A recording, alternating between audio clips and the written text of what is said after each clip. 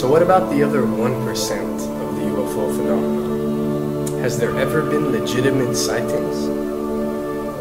As promised, we're going to cover this 1% in a future episode, but I'll share with you something a wise man once shared with me. Before we should start focusing on dealing with problems outside our world, we should first focus on solving the problems within our world.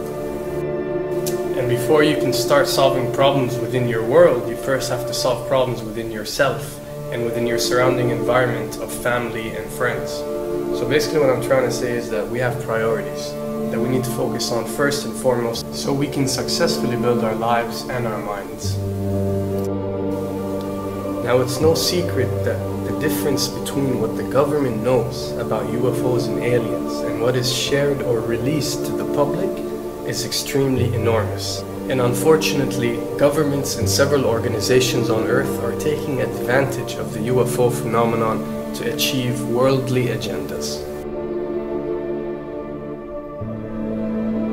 So why do we see particle beams, huge ones, firing at things that are, you were saying 200,000 Gs? Yep.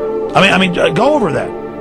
Well, because I think it's part of a test for if there are bad guys out there. Or maybe they're doing preparations for factions. We may be looking at more than one faction.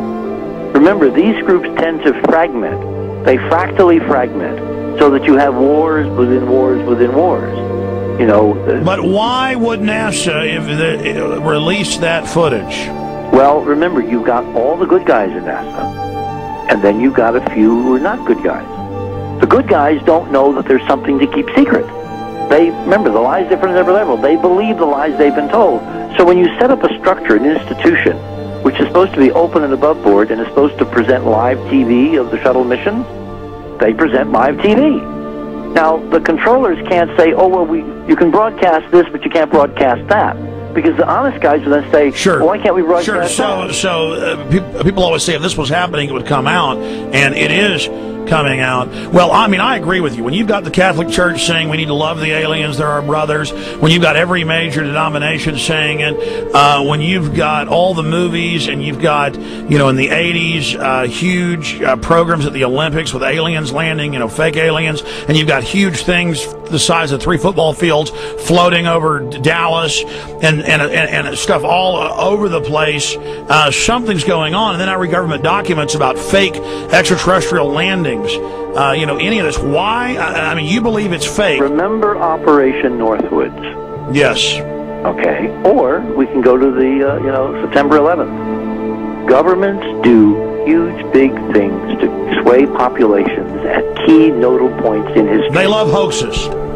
Yeah, well, they manufacture history is what it is. We are building. I mean, all my UFO friends, I need to shake them because they're so, frankly, they're extremely naive, Alex. They really believe we're building toward disclosure.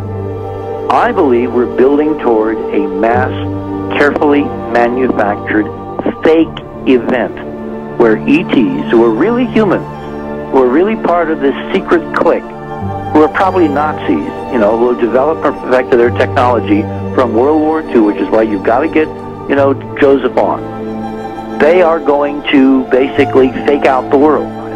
And there's an incredible window on the Nazi black ops programs, the compartmentalized, incredible high technology efforts that were being funded by the Nazi war machine, particularly toward the end of the war, in a desperate effort to win the war. And they fastened their hopes on several key technologies, some of which appear to be the control of gravity itself, which again is a separate piece of data from my work, which came at this from a hyperdimensional physics perspective. I mean, we know there's a lot of suppressed technology. I mean, 20 years after the B-2 bomber was already in service, they declassify it. So we have a lot of cases of that. We know there's a whole shadow government. This is technology in physics, Alex, that would make anything you think you know like a candle flame compared to a hydrogen bomb. This is a physics that literally allows you to rearrange time.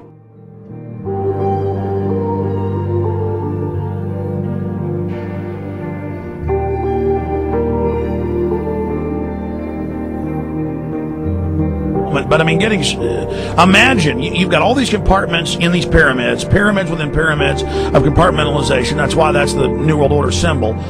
And I mean, we don't know what they've got because they are so secret. We know they lie so much. We just know it's advanced. Mainline scientists say they're 30 years advanced. So Richard C. Hoagland, what I'm saying to you is, I'm entertaining what you're saying. I respect you. I think you're a great guy.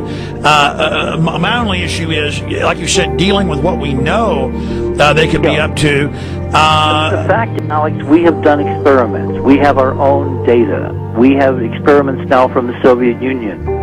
30, 40 years when the Iron Curtain came down, you know, when Glasnost finally prevailed, a huge amount of stuff was declassified from the KGB as well. And we now have put this data together. We not only know what the physics is, we know what it can do, we know what it's based on, we know how to make it work. We've seen in our own experiments ample evidence. We've seen experiments across the American landscape and even in Europe that vindicate various parts of this. And the latest thing I'm working on, it looks like von Braun himself was deeply involved in some of this early physics experimentation, but they're keeping all the good stuff for themselves. The reason is that if we got access to the good stuff, if we got access to the technologies, the energy, you know, we wouldn't be worried about $4, $5 a gallon gas or $10 a gallon gas. We would live like people are supposed to live, all 6 billion of us, who could live lightly on the earth, Alex, with this technology. And live longer, Absolutely, and better, and, you know, you could live to 200-300 and have the virility of your 20s and 30s. There's extraordinary medical breakthroughs, there's extraordinary physics breakthroughs, technology breakthroughs, energy. It's all been kept away. Think about it. We're already on a planet hurtling through space, all these wonders around you, and you've been taught it's bizarre to question, and that's because there's so many kooks in the alternative movement who do talk about ridiculous, you know, Hollywood-style green men, instead of really looking at the shadow government and all these crazy secret societies that are admittedly running NASA and the shadow government. Now, ladies and gentlemen, during this talk that I'm going to give you, I'm going to explain to you the history of this phenomenon, who the secret government really is, and I will name them by name, beginning group, the study group. I will tell you who they are today. I'm going to tell you what this is all about. I'm going to tell you who's selling drugs to your children, and I'm going to tell you why the United States government is afraid for you to find out what the truth is regarding UFOs.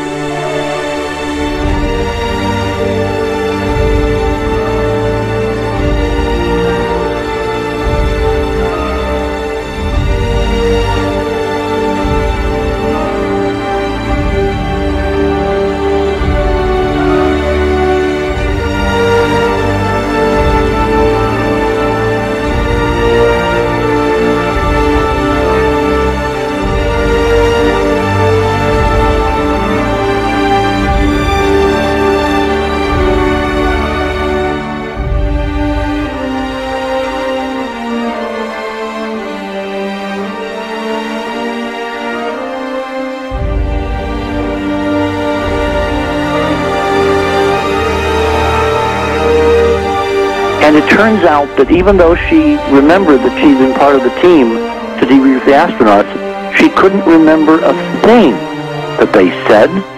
She couldn't remember why she no longer was working with NASA.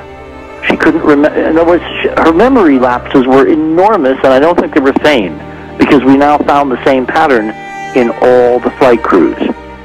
Because the awful truth, Alex, is they have been brainwashed. They have been mind controlled. They have had a technology, a very sophisticated technology, which took away the real missions that they experienced.